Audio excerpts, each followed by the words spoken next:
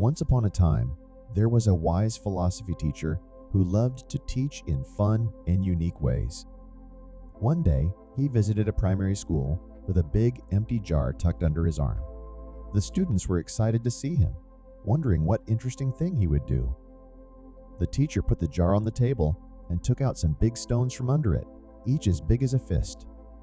Carefully, he placed these stones into the jar one by one until it couldn't fit anymore. Then he asked the class, "Is the jar full?" The students looked and saw that no more stones could fit, so they said, "Yes, it's full." But then the teacher surprised them. He took out a bag of pebbles and poured them into the jar. The pebbles filled the spaces between the stones. Again he asked, "Is the jar full now?"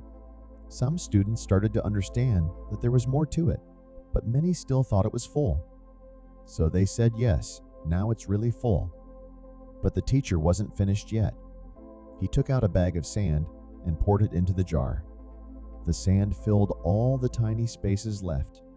Once more he asked, "Is it full now?" This time, some students realized there might be more to it. They said, "Probably not." Finally, the teacher took a jug of water and poured it into the jar.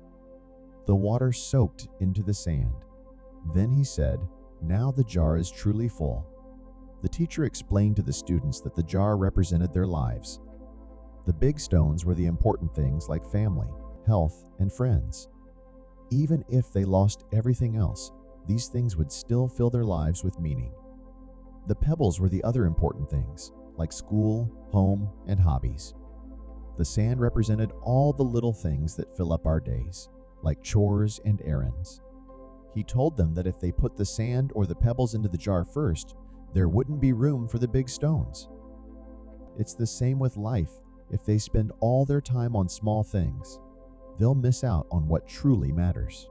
He encouraged them to focus on the big stones first: family, health, and dreams. Then there would be room for the pebbles and sand.